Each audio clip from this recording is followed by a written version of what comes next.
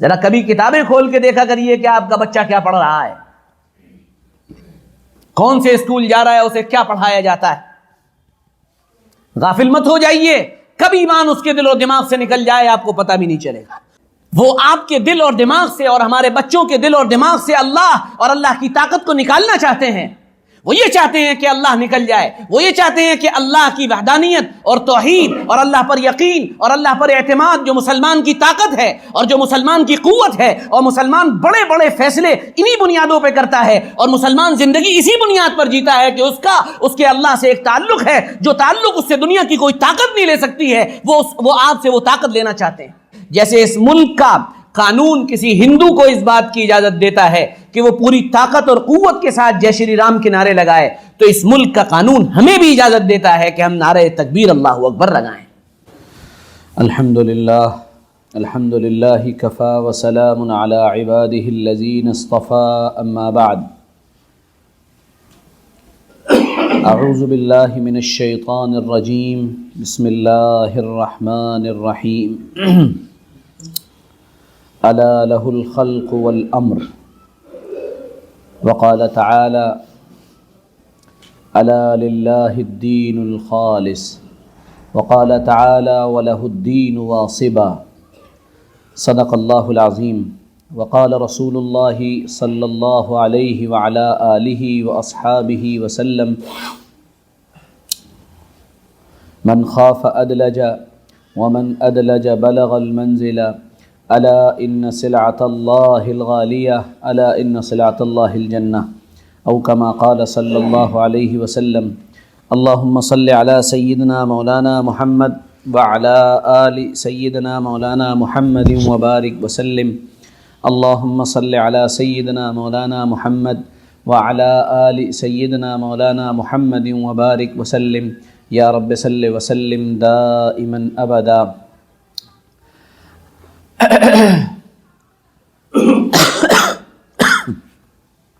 على حبيبك خير الخلق كلهم جزا الله عنا محمدا صلی اللہ علیہ وسلم بما هو اہلہ۔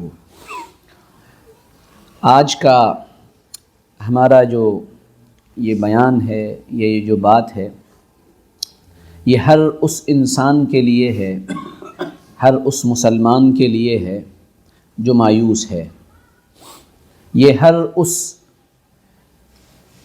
ایمان والے مرد اور عورت کے لیے ہے جو موجودہ حالات میں خود کو کمزور سمجھ رہا ہے،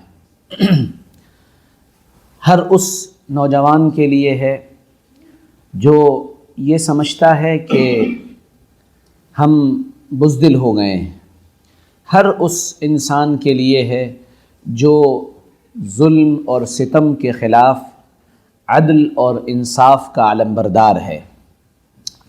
دیکھیے، پہلی اور بڑی بنیادی بات جو ہمیں آپ کو اور سب کو یاد رکھنی ہے، وہ بار بار یہاں عرض کی جا چکی ہے، اور وہ ایک بڑا بنیادی نقطہ ہے یا بڑی عام بات ہے، اور وہ یہ ہے کہ اس دنیا میں اللہ تعالیٰ نے ہر انسان کو ایک فری ول دی ہے، اس کو ایک آزادی عطا فرمائی ہے۔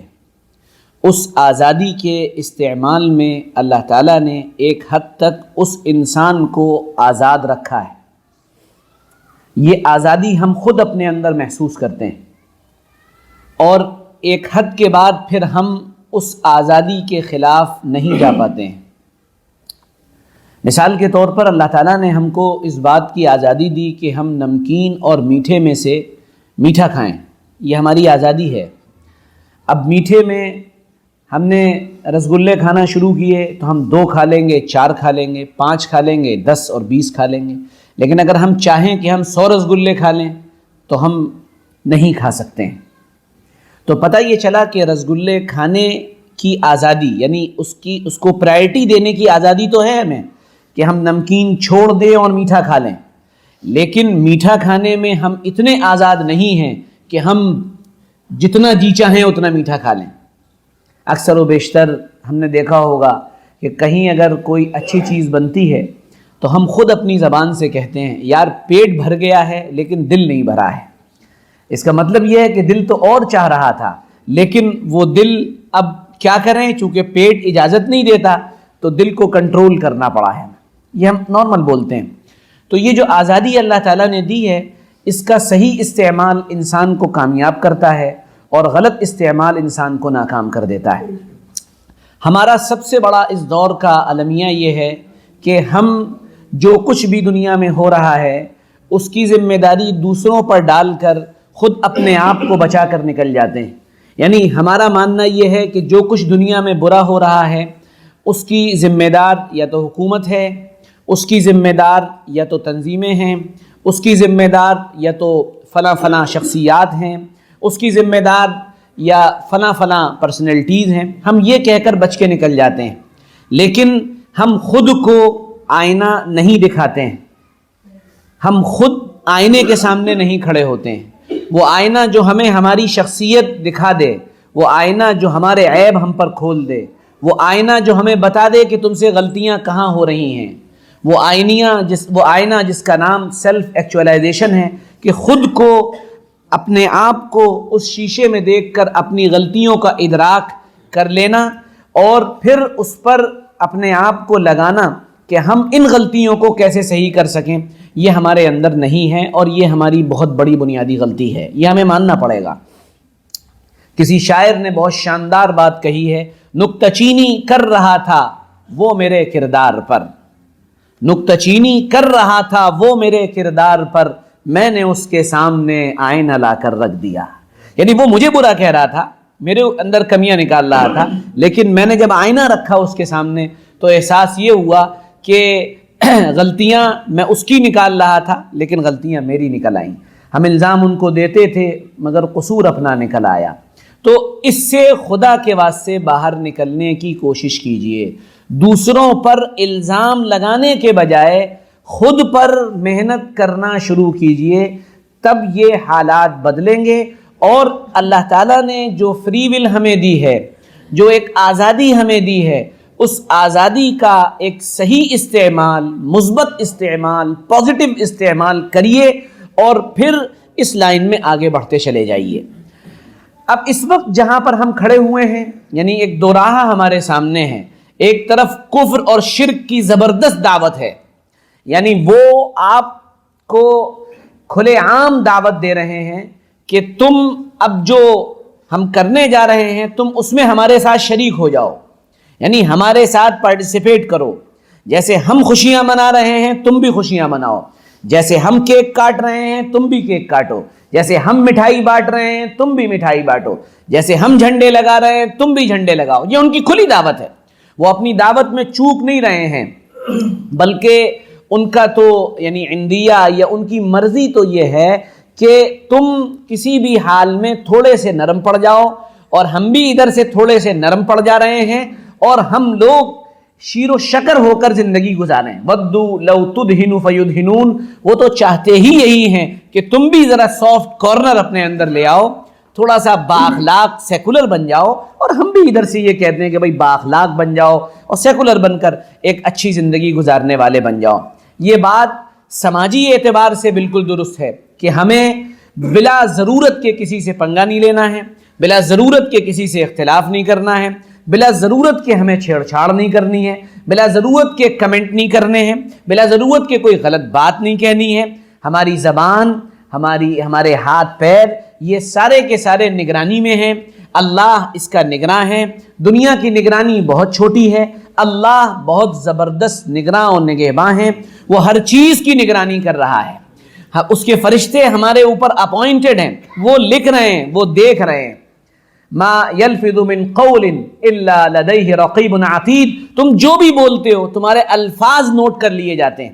تو ہمیں کبھی بھی پنگے بازی نہیں کرنی، کبھی کسی سے چھیڑ چھاڑ نہیں کرنی، لیکن بہرحال ہم مسلمان ہیں، ہم ایمان والے ہیں، تو ہماری ایک باؤنڈری ہے، ہم کو اس باؤنڈری کو کراس نہیں کرنا ہے۔ هو الذی خلقکم فمنکم کافر ومنکم مومن، اللہ نے انسانوں کی دو ہی قسمیں بنائی ہیں، اور ان دو قسموں میں ایک ایمان والا ہے اور ایک کافر ہے، ایک مشرک ہے اور ایک توحید پرست ہے، اللہ کو ایک ماننے والا ہے۔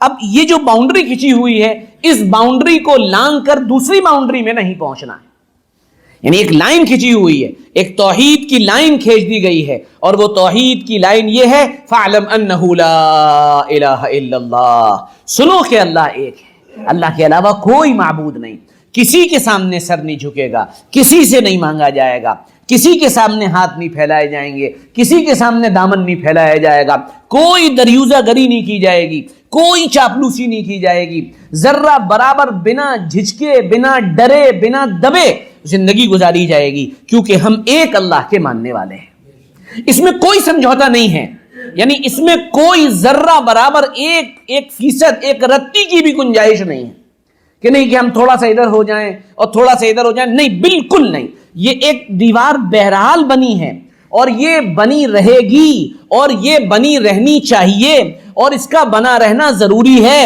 اور اس کا بنا رہنا ہماری اگلی نسل کی حفاظت ہے، اور اس کا بنا رہنا ہمارے اگلی نسل میں کلمہ لا الہ الا اللہ محمد رسول اللہ منتقل ہونے کی ایک اہم گارنٹی ہے۔ یہ لائن کھینچنی چاہیے، اور یہ کھینچی رہنی چاہیے، اور اس کا سبق ہم کو اپنے بچوں کو دینا چاہیے کہ بیٹا اللہ ایک ہے، محمد صلی اللہ علیہ وسلم اللہ کے رسول ہیں، بیٹا اسی کلمے پر جینا ہے اور اسی پر مرنا ہے۔ یہ سب سے بڑا کام ہے اگر آپ اپنے گھر کے اندر کر جائیں کہ ان کو توحید اور رسالت کا یقین ان کے اندر اتار دیں۔ یہ لائن کھینچنی چاہیے۔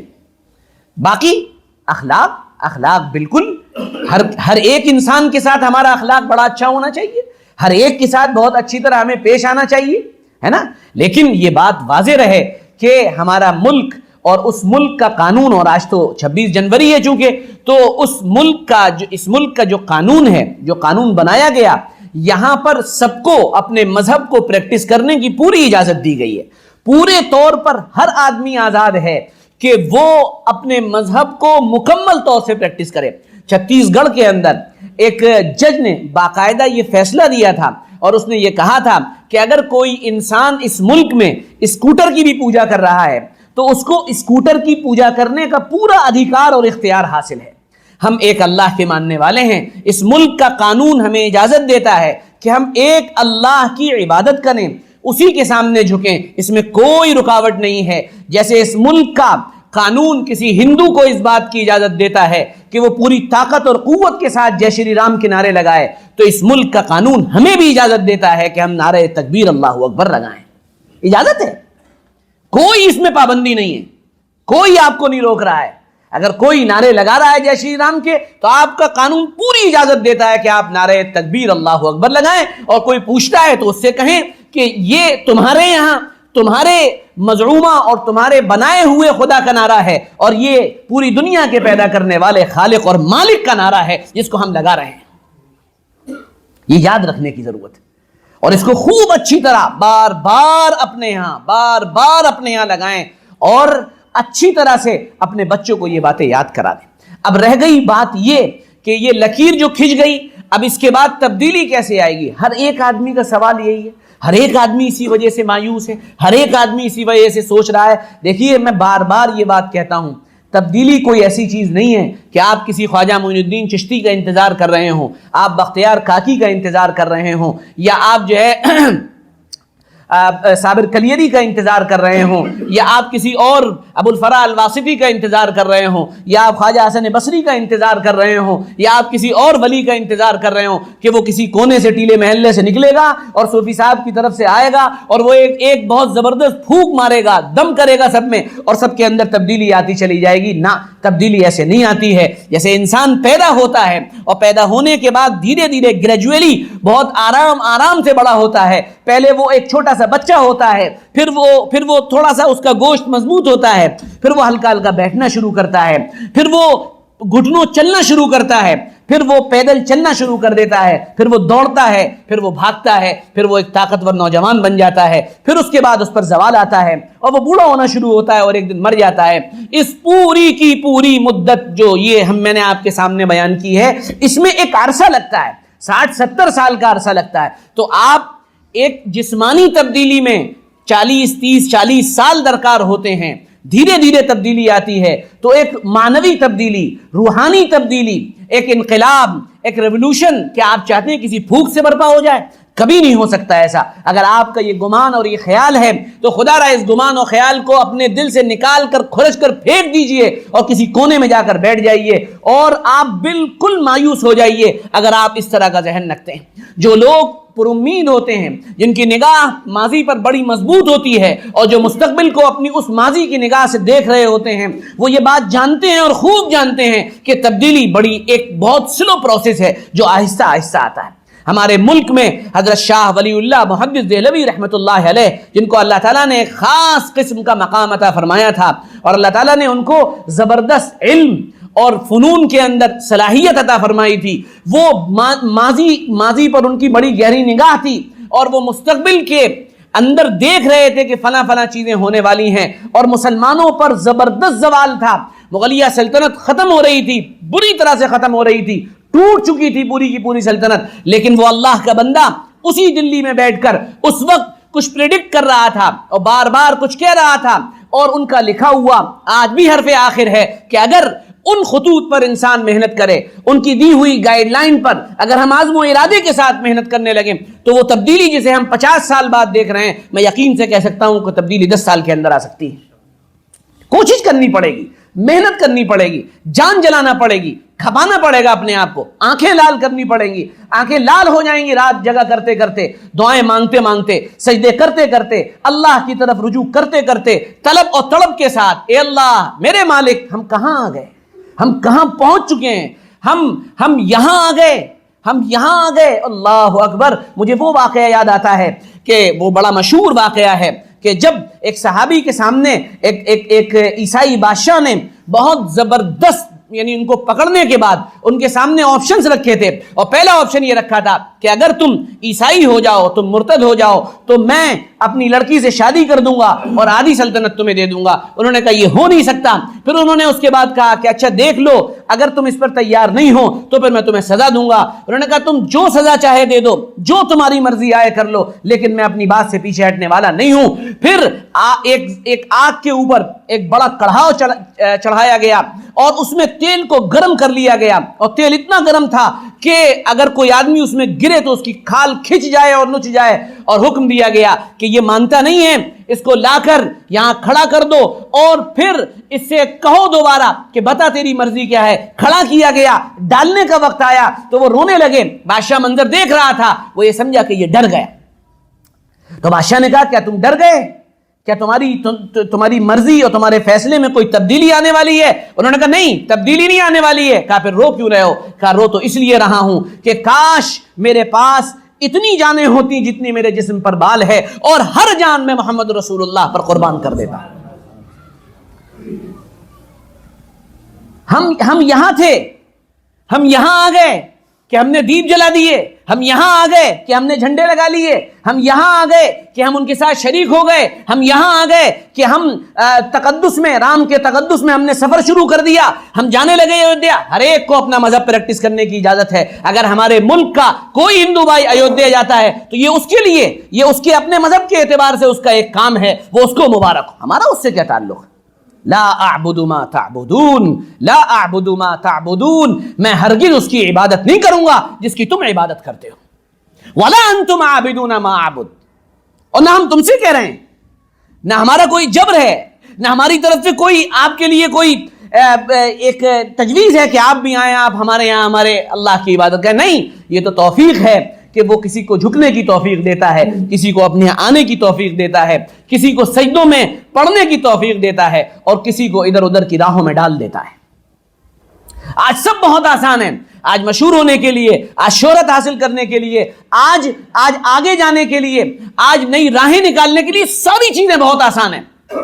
آپ سوشل میڈیا پہ مشہور ہو جائیں گے، آپ اس طرح کے کام کر لیں، لیکن فیصلہ یہاں نہیں ہونا ہے. مسئلہ یہ ہے، فیصلہ یہاں نہیں ہونا ہے، فیصلہ کہیں اور ہونا ہے. تو حضرت شاہ ولی اللہ محدث دہلوی رحمۃ اللہ علیہ نے باقاعدہ یہ بات ارشاد فرمائی، اور اس کے اندر صاف بات فرمائی، بالکل دو ٹوک بات فرمائی کہ اگر تم تبدیلی چاہتے ہو تو تبدیلی کا پہلا قدم یہ ہے کہ تم کو اپنی تعلیم گاہوں پر اور تعلیم پر محنت کرنی پڑے گی. تم کو اپنی تعلیم گاہوں میں اور تعلیم میں لا الہ الا اللہ کو شامل کرنا پڑے گا. آج کا پورا نصاب آج کا پورا سلیبس، آج ہر اسکول کا سلیبس یہ کفر اور شرک اور دیومالائی کہانیوں اور میٹا فزکس سے بھرا پڑا ہے. وہاں اللہ کا نام نہیں، وہاں کسی عام انسان کو آسمان پہ اڑتا ہوا دکھایا جا رہا ہے. وہ آپ کے دل اور دماغ سے اور ہمارے بچوں کے دل اور دماغ سے اللہ اور اللہ کی طاقت کو نکالنا چاہتے ہیں. وہ یہ چاہتے ہیں کہ اللہ نکل جائے، وہ یہ چاہتے ہیں کہ اللہ کی وحدانیت اور توحید اور اللہ پر یقین اور اللہ پر اعتماد جو مسلمان کی طاقت ہے اور جو مسلمان کی قوت ہے، اور مسلمان بڑے بڑے فیصلے انہی بنیادوں پہ کرتا ہے، اور مسلمان زندگی اسی بنیاد پر جیتا ہے کہ اس کے اللہ سے ایک تعلق ہے، جو تعلق اس سے دنیا کی کوئی طاقت نہیں لے سکتی ہے. وہ آپ سے وہ طاقت لینا چاہتے ہیں. ان کو معلوم ہے وہ فاقہ کش کہ موت سے ڈرتا نہیں ذرا. اقبال نے بہت پہلے اس بات کو کلیئر کر دیا تھا کہ اللہ سے تعلق، قوی تعلق، اور محمد الرسول اللہ صلی اللہ علیہ وسلم کی محبت اور عظمت، یہ ان کے یہاں سے نکال لو. یہ بار بار کیوں گستاخیاں کی جاتی ہیں؟ وہ ٹیسٹ کرنا چاہتے ہیں کہ ان گستاخیوں پر آپ کا ری ایکشن کیا ہے، ان گستاخیوں پر آپ کیا کرتے ہیں، ان گستاخیوں پر آپ کے اندر کا ایمان جاگتا ہے یا ختم ہو جاتا ہے، یا آپ چپ بیٹھ جاتے ہیں. اقبال نے کہا تھا وہ فاقہ کش کے موت سے ڈرتا نہیں ذرا، روح محمد کو اس کے بدن سے نکال لو، دے کر فکر عرب کو فرنگی تخیلات، اسلام کو سرزمین عرب سے نکال دو. بہت پہلے اقبال نے کہہ دیا تھا. ساری دنیا اس وقت بھاگی چلی جا رہی ہے اس ریس میں کہ ہمارا کاروبار اور ہماری تجارت اور ہماری طاقت اور طاقت کی وسعت، یہ ہمارے ساتھ آ جائے. کیا عرب اور کیا عجم، کیا چھوٹے اور کیا بڑے، اور کیا چوغے والے اور کیا کرتے والے اور کیا پجامے والے اور کیا ٹوپیوں والے اور کیا اپنے آپ کو ظاہری طور پر مسلمان کہنے والے اور کیا دعوے کرنے والے، یہ سب کفر و شرک کے سامنے سجدہ ریز ہو چکے ہیں. ہر ایک کے بس میں نہیں ہے کفر شرک کی طاقتوں سے لڑنا اور ان کے سامنے کھڑے ہو جانا. یہ تبھی ہوگا جب آپ اپنی نئی نسل کے دل اور دماغ میں اللہ کی طاقت ڈالیں گے. تعلیمی میدان میں تبدیلی انتہائی ضروری ہے، انتہائی ضروری ہے، انتہائی ضروری ہے. ذرا کبھی کتابیں کھول کے دیکھا کریے کہ آپ کا بچہ کیا پڑھ رہا ہے،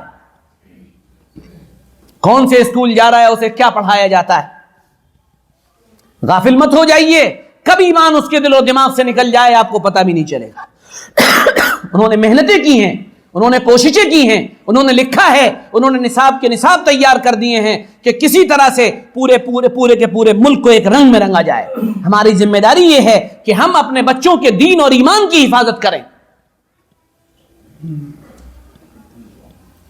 عجیب و غریب تماشا ہے. نوجوان، ہمارا آج کا نوجوان، اللہ سب کو معاف کرے. نوجوان، کل میرا ایک شاگرد ہے، بڑا ذہین ہے، اس نے کل سبق میں اس نے ایک ڈیٹا بتایا کہ ہمارا نوجوان یعنی آل اوور نوجوان، ہر مذہب کا نوجوان، صرف مسلمان نہیں، ہر مذہب کا نوجوان اس وقت گندی اور پورن فلموں کا دیوانہ ہو چکا ہے.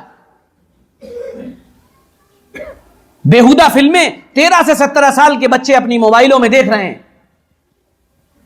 ہر سیکنڈ میں 30,000 کلک ہوتے ہیں. ہر سیکنڈ میں 30,000 کلک ہوتے ہیں.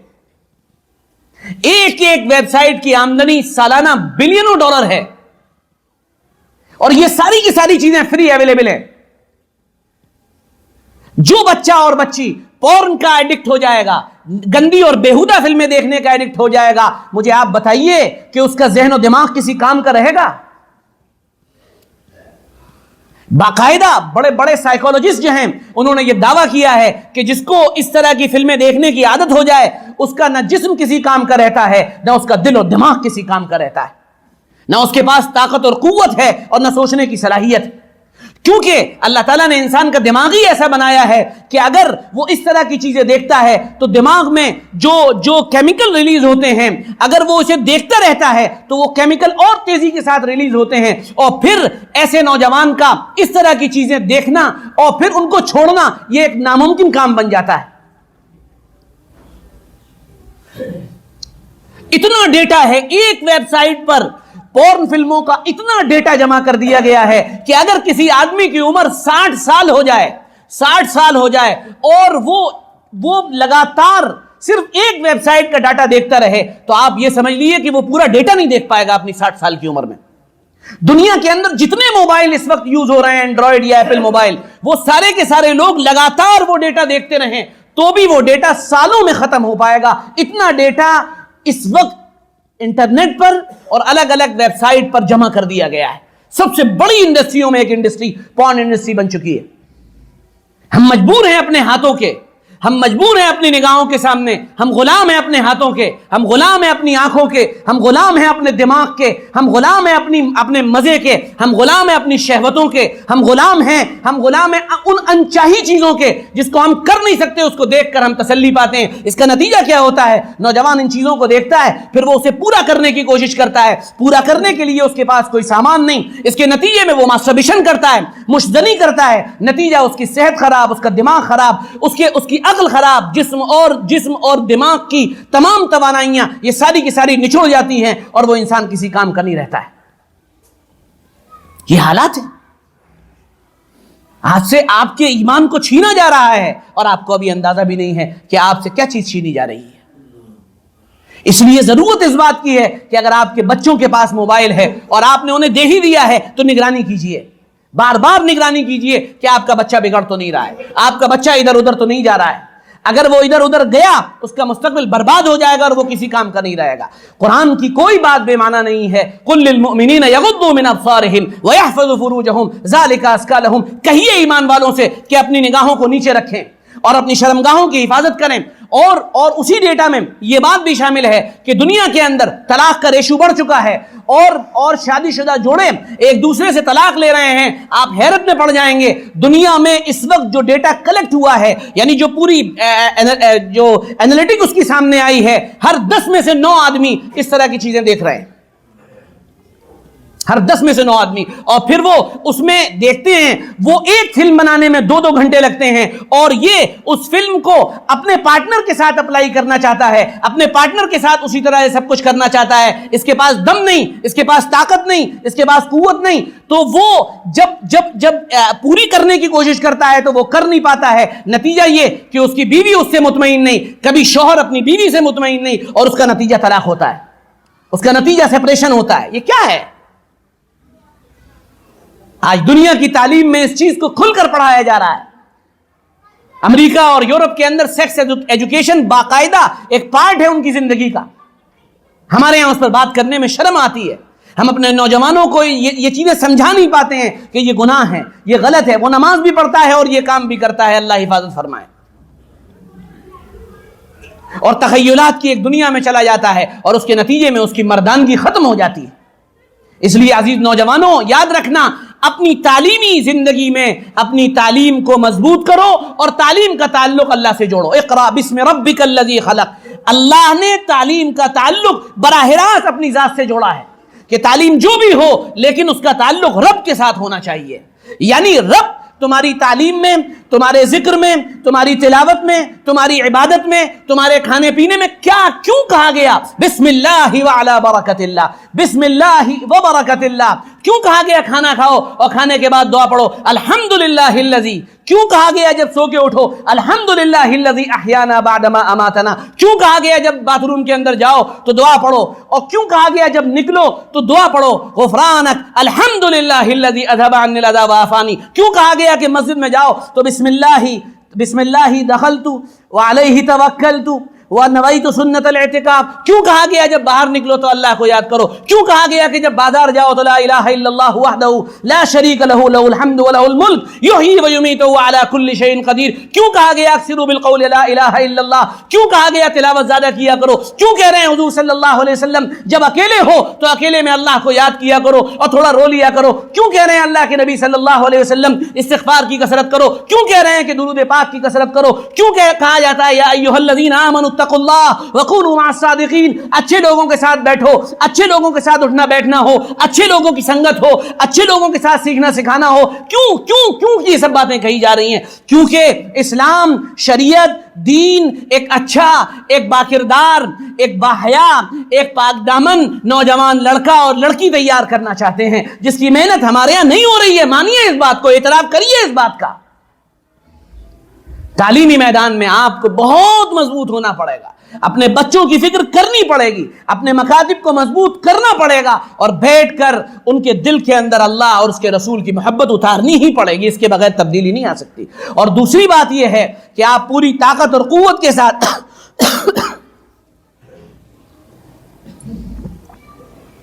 پوری طاقت اور قوت کے ساتھ اس بات کو سمجھیں کہ اپنے کاروباروں کو مضبوط کریں۔ میں بار بار یہ بات کہتا ہوں، کاد الفقر ان یکون کفرا، جب آدمی پیسے کی طرف سے ٹوٹتا ہے تو پھر وہ کفر تک پہنچ جاتا ہے۔ میں بار بار یہ بات کہتا ہوں، اپنے اسباب، اپنے دماغ، اپنا ذہن ان چیزوں کے اندر لگائیے کہ آپ حلال اور پاک آمدنی کیسے حاصل کر سکتے ہیں، آپ جائز طریقے سے کیسے کما سکتے ہیں، آپ موبائل سے جائز آمدنی کیسے حاصل کر سکتے ہیں۔ اس کو سیکھیے، خدا کے لیے یہ سیکھنے کا کام ہے، یہ کرنے کا کام ہے۔ اگر آپ اس اعتبار سے کبھی کمزور پڑے تو یاد رکھیے پھر دماغ کام کرنا بند کر دیتا ہے۔ حلال کمائیے، بچوں کو حلال کھلائیے، اور پھر دیکھیے کہ نہ جانے آدھا کام تو ویسے ہی آپ کا پورا ہو جاتا ہے۔ اور نمبر تیسرا کام جو شاہ ولی اللہ محدث دہلوی رحمۃ اللہ علیہ نے بتایا ہے وہ یہ ہے کہ ان سب کے ساتھ ساتھ اپنی جسمانی اور روحانی تیاری کو مضبوط کرو، جسمانی اور روحانی تیاری کو مضبوط کرو۔ یہ الائیں بلائیں مت کھاؤ، یہ ادھر ادھر کی چیزیں مت کھاؤ، یہ ہر وقت گوشت کی عادت ہے، اللہ گوشت بند ہو گیا، گوشت بند ہو گیا، اللہ ایسے آ کے شکایتیں کر رہے ہیں جیسے جنت الفردوس کا ٹکٹ ان کے پاس سے ختم ہو گیا ہے۔ مولانا گوشت بند ہو گیا، کچھ کریے، بند ہو گیا تو بند ہو گیا، کوئی بات نہیں۔ حضرت عمر رضی اللہ عنہ ایک دن گوشت کھانے دیتے تھے ہفتے میں، ایک دن، اور کہتے تھے کہ اگر کسی کے بارے میں پتا چلا کہ ایک دن سے زیادہ گوشت کھاتا ہے پٹائی کروں گا اس کی۔ اور فرمایا کرتے تھے گوشت کے اندر بادی پن ہوتا ہے، زیادہ استعمال صحیح نہیں، یہاں جب تک بریانی اندر نہ اترے کام نہیں ہوتا ہے، جب تک کھانے کو پائے نہ مل جائے سردی میں تب تک ایسا لگتا ہے کہ کوئی کام ہی نہیں ہوا۔ ایک صاحب وہ ہم سے کہہ رہے اس مرتبہ کی سردی بالکل بیکار نکل گئی۔ نا کیوں، کیا ہوا؟ کہنے پائے نہیں مل رہے، پائے نہیں مل رہے ہیں۔ یعنی گویا کہ شکوہ ایسا تھا کہ اس مرتبہ کی سردی بالکل بیکار نکل گئی کہ رات اتنا سوئے کہ فجر نہیں ملی، ایسا لگ رہا ہے ایسی شکایت کوئی ہوگی۔ حال ہی ہے اپنی جسمانی اور روحانی تیاری کو مضبوط کریں، اگر بیمار ہو تو علاج کریں اور صحت مند رہنے کی کوشش کریں، اصول صحت کو اختیار کریں۔ رات دیر تک جاگنا اور دیر تک کھانا کھانا، دیر میں کھانا فیشن ہو گیا، 10 بجے رات کو کھانا ہو رہا ہے، ہمارے یہاں تو 10 بجے رات کو کھانا ہوتا ہے۔ او ہو ماشاءاللہ، ایسا لگ رہا ہے کہ آپ اپنی کوئی فضیلت بیان کر رہے ہیں کہ 10 بجے رات کو کھانا کھا رہے ہیں، یا آپ اپنے پیٹ میں زہر ڈالنا ہے اور اس کے بعد لحاف اوڑھ کے سو اور جا رہے ہیں اور اس کے اوپر کافی پی رہے ہیں۔ کہنا ماشاءاللہ۔ ایک صاحب کے ہم دعوت میں گئے، کہنے لگے کہ مولوی صاحب کھانا، میں نے کہا دیکھو بھائی میں تو عصر بعد کھانا کھاتا ہوں۔ کہنے لگے مولوی صاحب عصر بعد تو جلدی ہو جائے گا، آج کل مغرب بھی بڑی جلدی ہو رہی ہے۔ میں نے کہا تمہارے لیے اجازت ہے مغرب بعد کھا لوں گا۔ تو مغرب بعد کیا کھانا ہوا، کھانے کے بعد کہنے لگے گرم کافی آئی ہے مولانا، بالکل بن گئی ہے، پی لیے۔ میں نے کہا کیوں نہیں، میں تو نہیں پیوں گا۔ کہنے یہ گلے میں جو چکنائی ہے نا کافی یہ صاف ہو جائے گی۔ میں نے صاف نہیں ہوگی، یہ کافی عذاب بن کے کھانے پہ پڑے گی اور اس کو تباہ و برباد کر دے گی۔ تمہیں نہیں معلوم ہے کہ کافی اور چائے پینے سے کیا ری ایکشن ہوتا ہے۔ تو یہ ہمارا مزاج بن گیا ہے، کافی کے بغیر ہم نہیں رہ سکتے، چائے کے بغیر ہم نہیں رہ سکتے، پائے کے بغیر ہم نہیں رہ سکتے، بریانی کے بغیر ہم نہیں رہ سکتے، آلو گوشت کے بغیر ہماری جان نکل جائے گی۔ یہ ہمارا حال ہو چکا ہے۔ خدا کے واسطے اللہ کے لیے مسنون غذائیں تلاش کریں، لوکی کھانا شروع کریں، لوکی کھائیں، جلدی ہضم ہوتی ہے۔ کدو کا استعمال کریں، جلدی ہضم ہوتا ہے۔ کھجور کا استعمال کریں، کھجوریں استعمال کریں۔ اللہ کے نبی صلی اللہ علیہ وسلم کو کھجوریں پسند ہے۔ یہ بڑی مہنگی آتی ہے کھجور، اور یہ تیرا گٹکا جو تم منہ میں ٹھوستے ہو، جو تم گٹکا 100 روپے کا روز، یہ سستا آتا ہے، یہ گٹکا سستا ہے۔ اگر 100 روپے کی کھجوریں لینے جاؤ گے کم سے کم 20 کھجوریں مل جائیں گی، اچھی کھجوریں، 2 کھجور صبح اور 2 شام کو کھاؤ۔ نہیں جی وہ تو بڑی مہنگی آتی ہیں۔ مہنگی نہیں آتی ہیں، یہ تم نے اپنی سوچ بنا رکھی ہے۔ یہ جا کے 2000 روپے کا الٹرا ساؤنڈ کرانا اور اپنے چیک اپ کرانا اور ایکس رے کرانا یہ تمہارے لیے آسان ہے، لیکن یہ الائیں بلائیں کھانا، یہ سب چیزیں یہ نہیں چھوڑ سکتے ہو۔ یہ ہمارا مزاج بن چکا ہے۔ خدا کے لیے جسمانی اور روحانی طور پر اپنے آپ کو تیار رکھیں۔ قرآن پاک صاف کہہ رہا ہے وَأَعِدُّوا لَهُم مَّا اسْتَطَعْتُم مِّن قُوَّةٍ۔ قرآن کہہ رہا ہے کہ اپنی تیاری کو پورا رکھو، تمہاری تیاری تمہاری قوت کے اعتبار سے پوری ہونی چاہیے۔ اس لیے یہ نہ مایوسی کا وقت ہے، نہ یہ گھبرانے کا وقت ہے، نہ یہ ڈرنے کا وقت ہے، نہ یہ ہمت ہارنے کا وقت ہے، نہ یہ اس کا وقت ہے کہ آپ جو ہے دونوں ہاتھ دھر کر بیٹھ جائیں، نہ یہ اس کا وقت ہے، بلکہ یہ وقت جواں مردی کا ہے، یہ بہادری کا ہے، یہ تبدیلی کا ہے، خود کو بدلنے کا ہے، اپنے اندر تبدیلی لانے کا ہے، اور اس کا ہے کہ نہیں اگر کسی نے یہ عزم کیا تھا 22 جنوری کو کہ وہ اپنا ایک کام کرے گا، تو ہم بھی عزم کرتے ہیں کہ اگر دنیا نے اسے اس 22 جنوری کو یوم الکفر کے نام سے منایا ہے تو ہم 22 جنوری کو یوم التوحید منائیں گے۔ ہم اپنی نسل کو سبق دیں گے کہ لا الہ الا اللہ محمد الرسول اللہ، لا الہ الا اللہ محمد الرسول اللہ کا سبق دیں گے۔ ہم کلمے کے نغمے گنگنائیں گے، ہم اللہ کی بڑائی اور عظمت کو بولیں گے، اور ہم یہ بتائیں گے کہ کرنے والی ذات اللہ کی ہے۔ ہم کہیں گے آپ اللہ کی عظمت بولو، اللہ کی بڑائی بولو، اس کی کبریائی بولو، اس کی طاقت بولو، اس سے ہونے کا یقین بولو۔ آپ دیکھیں گے، آپ یہ کام کرنا شروع کریں، آپ دیکھیں گے کفر کی ہیبت آپ کے دماغ سے اتر جائے گی، کفر کا ڈر اور خوف آپ کے دماغ سے اتر جائے گا۔ اس لیے یہ ڈرنے کی ضرورت نہیں ہے، بلکہ اپنے آپ کے اندر تبدیلی لانے کی ضرورت ہے، تبھی جا کے تبدیلی آئے گی۔ ورنہ زمانہ تو نکل ہی رہا ہے، دور تو گزر ہی رہا ہے، ٹائم تو جا ہی رہا ہے۔ جو جوان تھے وہ بڑھاپے کی طرف ہیں، جو بچے تھے وہ جوانی کی طرف آ رہے ہیں، جو بڑھاپے میں وہ قبروں کی طرف جا رہے ہیں۔ یہ سب ہوگا، لیکن اس کارگاہ ہستی میں غلط کو غلط کہنے والے ہی ہمیشہ زندہ رہے ہیں۔ جنہوں نے غلط کو غلط کہا ہے، جنہوں نے سینہ ٹھوک کر یہ اعلان کیا ہے کہ غلط غلط رہے گا، صحیح صحیح رہے گا، جنہوں نے سینہ ٹھوک کر کہا ہے کہ اللہ اللہ ہے اور اللہ کے مقابلے میں کوئی طاقت کسی کی طاقت نہیں ہے، جنہوں نے سینہ ٹھوک کر یہ بات کہی ہے کہ اللہ نے زندگی کا سکون، امن و چین قرآن میں رکھا ہے، وہی لوگ امر رہے ہیں۔ اور یاد رکھیے کہ جو لوگ یہ مزاج رکھتے ہیں، جو لوگ اس مزاج کے ساتھ جیتے ہیں کہ ہمیں اللہ ہی کے لیے جینا ہے، اللہ ہی کے لیے مرنا ہے، اللہ رب العزت ان کی تائید بھی فرماتے ہیں، مدد بھی فرماتے ہیں۔ حالات بھلے ہی ان کے اوپر آئیں، لیکن حالات تھوڑے دن کے ہوتے ہیں، اور اللہ اس کے بعد حالات کو بدلتا ہے، اور اللہ رب العزت اپنے کرم سے، اپنے فضل سے جو کچھ بھی مخالف ہوائیں چل رہی ہوتی ہیں ان کو بدل دیتا ہے۔ خوب اچھی طرح یاد رکھیے، تاریخ اس بات کو یاد رکھے گی، اور تاریخ اس بات کو یاد رکھ رہی ہے کہ جس طرح سے جو کچھ بھی ہوا ہے ظالمانہ طور پر جو کچھ ہوا ہے، یہ تاریخ کا دھارا ہے، اور تاریخ اپنے آپ کو بدلے گی، اور تاریخ بدل کر ایک بار پھر یہ ثابت کرے گی کہ غلط غلط تھا اور صحیح صحیح تھا۔ وہ بات الگ ہے کہ اس دن کو میں اور آپ نہ دیکھ پائیں، وہ الگ بات ہے کہ ہم اس دن کو دیکھنے کے لیے زندہ نہ ہوں، لیکن یہ ہونا ہے، یہ ہو کر رہے گا انشاءاللہ۔ اللہ سے دعا ہے، اللہ سے درخواست ہے، اللہ ہمیں اپنی ذات عالی کا یقین نصیب فرمائے، اپنے احکامات پر چلنے کی اور اسی پر جینے اور مرنے کی توفیق عطا فرمائے۔ اللہ اپنی بڑائی اور اپنی عظمت کے نغمے گانے کی ہمیں توفیق عطا فرمائے۔ اللہ رب العزت اپنے لیے کام کرنے کی توفیق ہمیں عطا فرمائے۔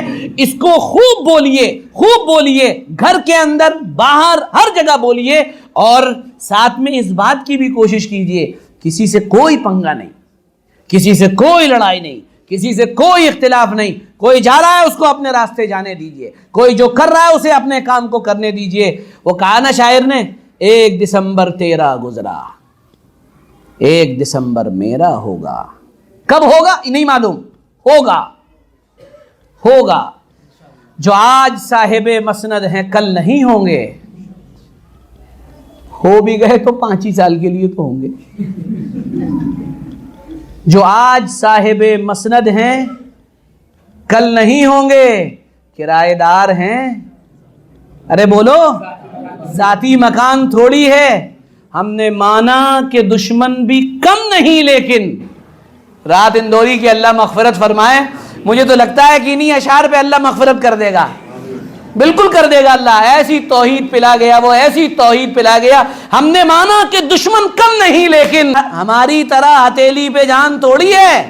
سمجھ میں آ رہی بات؟ اس جذبے کو، اس اندر سے جو موٹیویشن ملا ہے، اس کا ادھر ادھر استعمال نہیں کرنا ہے، اس جذبے کو سنجو کر رکھنا ہے، اندر دبا کر رکھنا ہے، اس آگ کو باہر نہیں نکلنے دینا ہے، اسے اپنے اندر جلانا ہے، اپنے اندر تبدیلی کا ذریعہ بنانا ہے، اپنے اندر اللہ کا یقین پیدا کرنا ہے، اپنے اندر توحید کو اتارنا ہے، اپنے اندر محمد الرسول اللہ صلی اللہ علیہ وسلم کی زندگی کو لانے کی کوشش کرنی ہے، اپنے اندر اس بات کا عزم اور تہیہ کرنا ہے کہ ہم تہیا کرتے ہیں, ہم ارادہ کرتے ہیں کہ کسی نے اگر ہم سے کچھ چھینا ہے تو ہم تو ابھی خاموش ہیں, لیکن ہم اپنی مسجدوں کو آباد کریں گے انشاءاللہ.